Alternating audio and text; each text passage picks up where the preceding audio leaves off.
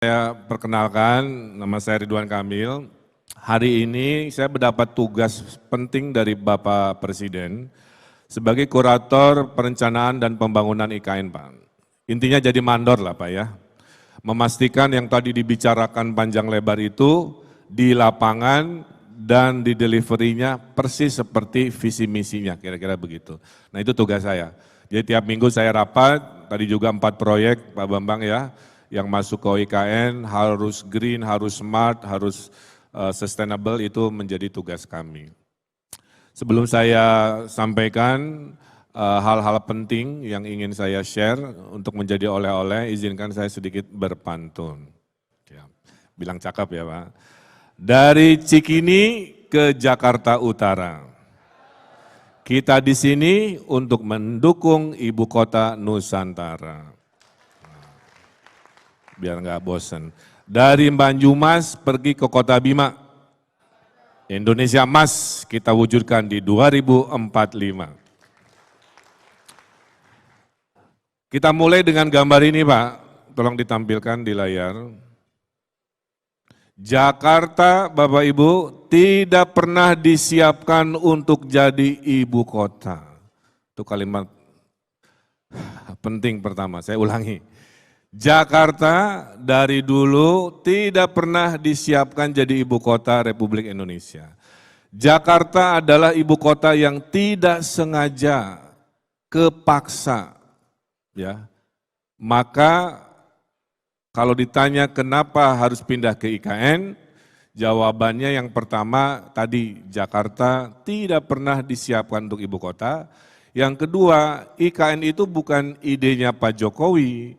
Pak Jokowi hanya mengimplementasikan kewajiban sejarah, Pak. Jadi dulu Batavia itu, Pak, tidak layak jadi ibu kota pemerintah kolonial Belanda. Banyak penyakit, ada wabah seperti COVID namanya malaria Sundanika. Berikut, maka dipindahkanlah ibu kota Nusantara, ibu kota kolonial Belanda itu ke Bandung, Pak. Kira-kira begitu ya. Jadi Bandung itu sebenarnya IKN kalau sejarah tidak bergeser Pak. Ya. Bandung sudah dibikin pusat militer, makanya semua jenderal pasti lewat Bandung Cimahi, kira-kira begitu ya. Kementerian Perhubungan sudah pindah, makanya PT KAI di sana dan seterusnya, dan seterusnya. Tolong gambar berikutnya. Tapi gagal karena tahun 29 ada depresi besar ekonomi dunia, dan tahun 42 Jepang datang, maka bubarlah IKN versi pemerintah kolonial Belanda. Jadi IKN itu Pak sudah dari dulu Pak, bukan sekarang. Kemudian Presiden Soekarno tahun 50-an memindahkan gagasan ke Kalimantan, ke Palangkaraya, tidak terwujud karena baru merdeka. Anggaran tidak cukup, politik masih ramai dan seterusnya. Zaman Pak Harto ke Jonggol. Spekulan tanah, wah udah habisin tuh Pak tanah di Bogor sana, kayak kecelek, keburu sejarah reformasi. Nah di era Pak Jokowi lah kebutuhan sejarah itu diputuskan. Jadi kita harus mendukung keputusan besar bangsa ini. Ya, ini bukan urusan politik-politik praktis lagi, tapi sebuah mimpi besar bangsa yang besar. Kenapa Pak? Karena 1945 kita proklamasi sebagai negara merdeka, 2045 kita akan proklamasi sebagai negara adidaya. Dan negara adidaya itu bernama Indonesia, nomor 4 dunia, harus punya ibu kota sebagai etalase, sebagai wajah bahwa kita bangsa yang maju. Dan bapak-bapak yang duduk di sini, bapak ibu harus bersyukur karena kita menjadi pelaku sejarah di hari ini. Saya sampaikan ke Bapak Presiden, Pak, membangun ibu kota negara tidak mudah, banyak yang gagal. Ini contohnya. Berikut. Myanmar punya ibu kota, Naypyidaw lah pokoknya gitu ya. Sepi Pak, karena kotanya tidak didesain sebagai kota, hanya pusat pemerintahan, mindahin kantor doang. Maka tidak ada namanya kota formal informal, kaya miskin bercampur. Sifat kota itu harus bercampur Pak. Semua golongan harus hadir. Jangan dicontoh, makanya Pak Bambang ya ini nggak boleh dicontoh. Berikut, Putrajaya Malaysia, bagus desainnya Pak, silahkan main ke sana. Tapi setelah maghrib, sepi Pak, Bu.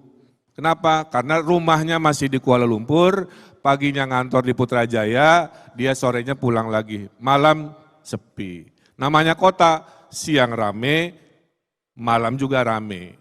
Karena semua jenis kegiatan ada di sana. Kira-kira begitu. Berikut. Yang terbaik di dunia pendapat saya adalah ibu kota Amerika Serikat. Didesain seperti IKN dari nol Pak, pakai sayembara pula. Ya. Dan butuh 100 tahun untuk menjadi Washington DC hari ini. Makanya Bapak Ibu jangan berharap dalam hitungan 5 tahun IKN akan luar biasa, harus bersabar. Kita Bapak Ibunya yang mendirikan IKN, anak cucu kita yang nanti menikmati IKN sebagai kota kelas dunia di 2045. Itu rutenya. Ya, berikut. Australia juga sama Pak. Ramenya di Sydney, ramenya di Melbourne, ibu kotanya sepi, kurang manusia. Kotanya keren, indah, tipikal Australia, tapi sepi. Maka berikut terakhir. Nah, ini adalah ibu kota yang terlalu luas, jauh-jauhan, akhirnya kurang manusiawi. Orang susah jalan, kepanasan. Maka saya bilang IKN di daerah yang banyak manusianya harus punya konsep namanya livable. Cirinya ada orang jalan kaki. Kalau di IKN Nusantara nanti tidak ada orang jalan kaki, kita gagal sebagai kota yang manusiawi. Kemana-mana harus naik kendaraan, kemana-mana harus naik mobil, itu ciri kota, kita mengulang kota yang keliru. Nah, Brasilia ini keliru kira-kira begitu menurut ilmunya. Nah, oleh karena itu berikut, Ibu kota Nusantara diputuskan di Kalimantan, tapi tidak di Palangkaraya karena kita butuh unsur air lautan yang menjadi bagian dari ibu kotanya. Maka kita pindah ke Penajam Pasir Utara di sini. Bapak Ibu kalau ambil garis Pak, itu kalau naik pesawat Pak, kurang lebih 3 sampai 4 jam ke arah barat, ke arah Aceh, ya. Dan dari IKN ke Papua, ke Manokwari juga 3-4 jam. Dan berita baiknya, IKN akan punya bandara sendiri. Kalau sekarang Bapak kalau ke IKN harus naik pesawat ke Balikpapan, naik mobil 2 jam baru ke IKN. Nanti setelah bulan Juni atau Juli, ya dari Padanis, kita akan punya bandara sendiri, Bapak bisa mendarat di bandara IKN namanya belum kita putuskan, dan ada jalan tol bagi mereka yang masih ke Balikpapan cukup 30 sampai 40 menit. Ya. Dan keberhasilan IKN Bapak Ibu, saya sampaikan ini pesan saya paling penting, tahap 1 masih banyak APBN Pak, tapi tahap 2, tahap 3, tahap 4, tahap 5, kami mengundang seluruh ekonomi pebisnis dari 500 kota kabupaten provinsi untuk ikutan investasi Pak, bikin ruko, bikin rumah sakit, bikin hotel, bikin kos-kosan, bikin warung, bikin restoran. Karena ini adalah ibu kota Nusantara milik seluruh 500-an kota kabupaten sebagai pemegang saham dalam ibu kota Nusantara. Jadi pulang dari sini, sampaikan ke kadin-kadinnya, yuk kita bikin sesuatu di IKN, apapun itu, ngobrol ke Pak Bambang sebagai ketua IKN. Ini alasan geografisnya. Berikut. Nah, tadi sudah dijelaskan bahwa ini akan meningkatkan ekonomi tidak sendirian. Balikpapan sekarang Pak, harga tanahnya sudah tinggi, perumahannya juga penuh, Samarinda juga sama, karena orang-orang yang bekerja, tamu, undangan semua ke sana yang nginepnya di mana sekarang. Jadi ini memberi trickle down effect ke kota-kota di sekelilingnya. Berikut. Yang ada manusianya itu 3 kali kota Bandung Pak ukurannya. Jadi Bapak kalau pernah ke saya dulu wali kota Bandung itu 16.000 hektar. Nah kawasan ibu kota Nusantara ini ya, yang nanti padat manusianya itu 3 kali ukuran kota Bandung lah kira-kira kurang begitu ya.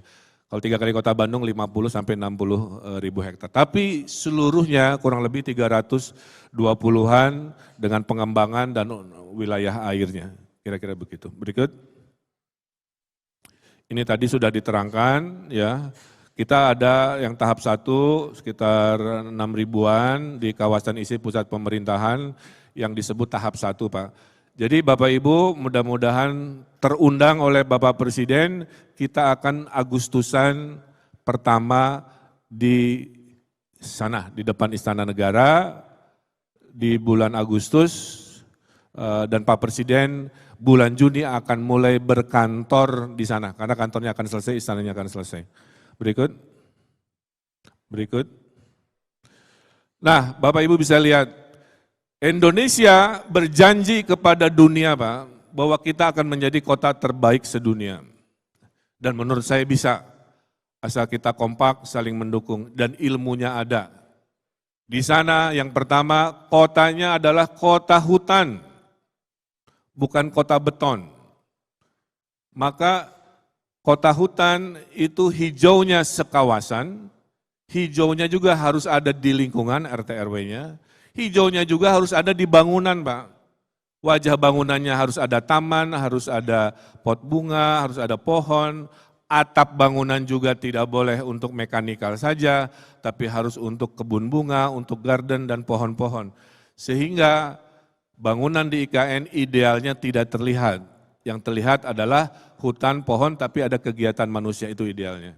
Dan itu tugas berat saya, karena para arsitek yang membangun ingin menonjolkan arsitekturnya. Saya bilang rumusnya cuma satu, yang menonjol hanya Istana Presiden, sisanya di luar Istana Presiden tampil secukupnya. Ya, menghilanglah di balik hutan-hutan. Itulah yang disebut World Forest City, kira-kira begitu. Dan ini ilustrasinya. Dan di mana ada kota politik, ya kota ibu kota negara, harus ada aksis, Pak. Ya, harus ada aksis yang formal, kira-kira begitu. Yang ada berdiri itu titik nolnya, Pak Bambang ya, titik nol di situ, tempat ditancapkan titik nolnya, bersejarah. Para gubernur, termasuk saya dulu, di situ ada air dan tanah dari 30-an provinsi. Ujungnya adalah Istana Presiden, dengan istana pertama di dunia berbentuk sayap Garuda, kira-kira begitu ya. Berikut. Nah, Bapak Ibu ini penting. Di sana kita bukan hanya pindah kota, Pak, tapi pindah pola pikir, Pak. Pindah gaya hidup, seperti COVID memaksa kita untuk mengubah hidup kita. Dulu harus ketemu, sekarang Zoom, bisa. Ya. Dulu belanja langsung, sekarang belanja online, bisa. Nah, IKN, barang siapa mau ke IKN nggak boleh punya pola pikir yang lama, harus mensucikan diri, ibaratnya kalau ke masjid, bertransformasi menjadi pola pikir baru. Yang pertama harus melestarikan alam. Pak, di sana tidak membabat hutan, nih pertanyaan warga kan. Di sana itu adanya perkebunan pohon eukaliptus, Pak, yang tiap 6 tahun ditebang jadi tisu, jadi kertas. Jadi selama ini kawasan IKN itu bukan hutan tropis, itu hutan produksi. Yang tiap 6 tahun digunduli, ditanami lagi, digunduli lagi. Maka ini kita bukan membabat hutan tropis. Justru Pak Jokowi dan tim akan menanam 20-30 juta bibit pohon tropis. Hari ini nggak ada hewan, Pak. Ya, siapa yang, karena nggak ada bunga. Kalau bunga nggak ada lebah, kalau lebah nggak ada burung, kalau burung nggak ada monyet, kalau monyet nggak ada macan, nggak ada. Nah nanti dalam hitungan tahun kita kembalikan keragaman tropis itu dengan 20-30 juta pohon tropis. Sehingga nanti bunga hadir, kupu-kupu hadir, lebah hadir, burung hadir, fauna hadir. Yang kedua adalah berikut, ini ekologinya, kita membangun banyak danau di sana, menumbuhkan kembali hutan tropis, Pak. Kalau datang ke sana sekarang masih monokultur ya, nanti mah beragam rupa-rupa. Berikut. Nah, kenapa ada transformasi? Di sinilah satu-satunya kota di Indonesia yang seluruh suku bangsa, seluruh kota kabupaten boleh punya gagasan di sini. Jadi Pak Bambang menunggu gagasan Bapak Ibu dari Papua, dari Maluku, dari mau diapain IKN, silahkan terbuka karena ini milik bersama. Itulah bedanya kita dengan kota-kota lain yang terlalu homogen oleh suku bangsanya, oleh provinsinya. Di sini kota bersama ya. Jadi ini bukan, mohon maaf, bukan kota simbol Kalimantan Timur saja, tapi kota semuanya. Silahkan punya gagasan dan ditunggu. Berikut. Nah, hidupnya juga harus berubah. Di sini ada yang tinggal di tanah, rumah-rumah, ada yang tinggal di apartemen supaya hidup lebih efisien. Di mana punya hutan di bawah bangunannya, di dalam bangunan dan di atas bangunannya. Dan yang menarik, semua apartemen di sini nanti ada jembatan, Pak. Jadi Bapak kalau buru-buru, lagi kangen sama tetangga sebelah gitu ya, nggak perlu turun ke bawah, pencet lagi, cukup lewat jembatan antar apartemen, bahkan ke kantor Bapak Ibu, bisa cukup lewat jembatan tanpa bertemu aspal. Inilah konsep baru yang saya bilang, hidup lebih sehat, lebih banyak jalan kaki ketimbang hari ini gaya Bapak Ibu kita, saya juga dikit-dikit naik mobil, dikit-dikit naik mobil. Di sana kita ada multimoda. Berikut, mobilitas mayoritas harus jalan kaki, kalau bisa naik sepeda, ada bis listrik yang sedang disiapkan, karena di sini kita sudah berjanji kepada dunia untuk zero emission, maka kendaraan bensin itu dilarang, Pak. Ya, nanti wayahnya bahasa Sunda, resikonya bahwa kalau ke sana, kalau masih pakai mobil bensin, tukeran dulu, pinjam mobil Bluebird atau mobil merek apa yang sudah listrik, ya, di perbatasan. Itu gitu Pak, di perbatasan nanti ada terminal-terminal untuk mengkonversi, mengganti mobil Bapak yang masih tidak ramah lingkungan pakai mobil listrik. Kira-kira gitu, ya. Berikut. Nah, dalam bekerja juga sama Pak. Jangan membayangkan kita punya meja sendiri. Nanti di IKN orang datang paling pagi boleh milih meja sendiri. Apakah di sini, apakah di sana. Orang yang datangnya telat, yang rezekinya telat, ya dapat mejanya telat, kira-kira begitu. Karena di sana nanti bekerja berbentuknya adalah yang sifatnya hibrid. Kemudian karena smart city Pak, Bapak bisa bekerja di atas pohon, bisa bekerja di pinggir sungai. Ya, bosen kan di dalam ruangan, mending ke pinggir sungai, koneksi ada, smart city, bisa bekerja di mana saja. Itulah yang disebut dengan blend with nature. Kemudian multi-layer itu saya lagi ngantor di sebelah lapang voli, di sebelahnya lagi amphitheater, sebelahnya pasar. Jadi kita benar-benar hidup boleh produktif, tapi kita tidak diklasifikasi lagi cara kerja kita seperti hari ini. Makanya nggak ada Pak kota dunia yang dipersiapkan serevolusioner ini kecuali Nusantara. Berbanggalah kita, tapi sukses gagalnya tergantung kita mau berpartisipasi atau tidak. Ya. Kemudian ada seamless itu antar departemen, antar kantor ada jembatan, sehingga kalau mau rapat antar kementerian itu bisa lewat jembatan, bisa lewat sesuatu, dan juga tentang persiapan untuk work 5.0-nya ya, bahwa di masa depan teknologi akan menggantikan. Terakhir, berikut. Nah, ini lanjut aja. Ini yang tadi kerja campuran, bekerja dengan lingkungan alam terbuka di mana saja, terus kemudian ini fungsi-fungsi campuran, ya berdekatan, tidak jauh-jauhan seperti hari ini. Berikut, ini koneksi antar kementerian, antar kantor. Berikut, terintegrasi semuanya dalam satu ruangan, dan terakhir adalah persiapan kita kerja dengan full digital. Berikut, terus. Nah ini bulan Agustus kita upacara di sini Pak, ada tulisan sumbu kebangsaan tuh Pak, yang kanan bawah, nanti upacara di sana sedang dipersiapkan. Terakhir tidak akan pakai tenda, akan pakai payung-payung ya, supaya budaya payung-payung Nusantara menjadi simbol kebersamaan. Jadi nanti upacaranya agak unik ya. Kemudian ada kantor presiden yang ada burung garudanya, kemudian ada istana negara. Kalau Bapak nanti masuk ke istana negara Pak, semua budaya ngumpul di situ Pak. Ada ekspresi Papua di dindingnya, ada ekspresi Jawa di langit-langitnya, ada ekspresi Sunda di pola lantainya, ada ekspresi budaya Minang di ruang kenegaraan. Kan nggak pernah ada seperti ini ya. Itu ada di sini Pak. Bapak Presiden Jokowi itu, mohon maaf ya saya cerita, beliau pernah curhat ke saya dalam suatu kesempatan. Tiap menerima kepala negara dari Eropa Pak, di Istana Merdeka tuh, suka diceramahin, Pak Jokowi tahu nggak ini tuh artinya anu-anu, karena Istana Merdeka kan budaya Barat Pak. Jadi selama ini sampai hari ini ya, bangsa yang luar biasa ini istananya masih dengan simbol-simbol penjajah, Pak. Nah, disinilah kesempatan ya, nanti istana kita mewakili harga diri kita, martabat kita, semua kekayaan Nusantara nanti tumplek Pak, interiornya terekspresikan. Itu janji kami yang saya sangat banggakan. Berikut. Terima kasih. Tepuk tangan sekali lagi untuk PUPR, untuk yang, karena saya belum pernah dalam sejarah Republik ini Pak, kerja siang malam berinovasi, dikejar waktu, ya, mewujudkan tahap 1 dengan luar biasa, ya. Pak Danis mewakili Pak Menteri dan lain-lain.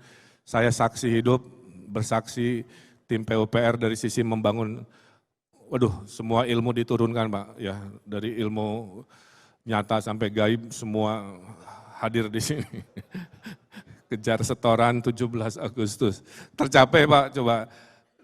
Saya bayangkan sebagian dari kita ke sana nanti meneteskan air mata, percaya Mas saya, ya, luar biasa. Saya nggak bisa ceritakan di sini Pak, harus melihat wow-nya itu di sana. Berikut. Nah ini contoh tugas saya. Tadinya apartemennya kayak Jakarta Pak, kaca-kaca gitu kan ya, kayak Sudirman Tamrin gitu. Saya bilang nggak boleh, lupakan pola pikir itu.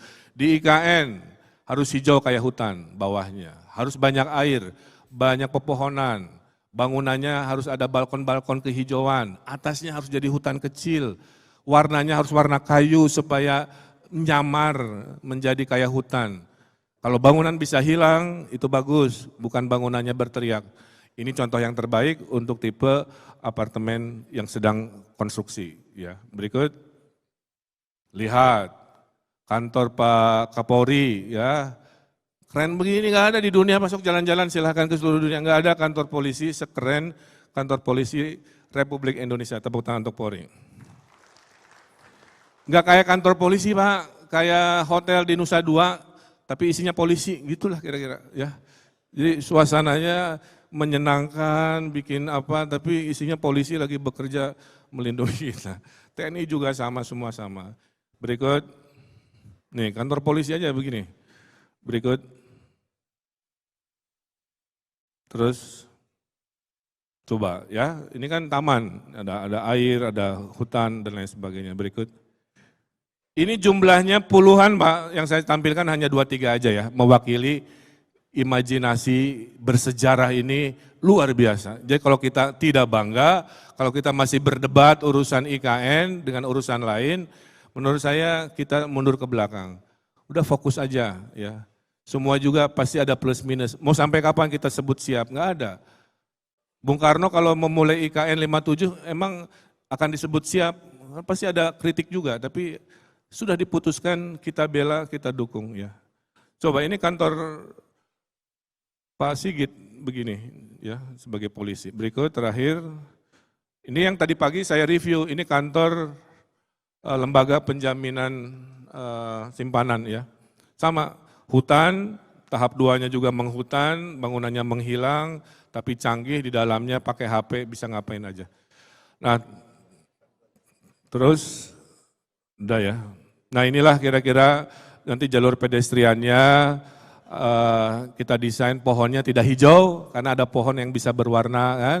2 bulan dalam setahun pohonnya ungu semua, jacaranda, dalam 1 bulan setahun pohonnya warna kuning, ya, atau warna-warna partai kalau ada bisa kita akomodasi karena ini milik bersama.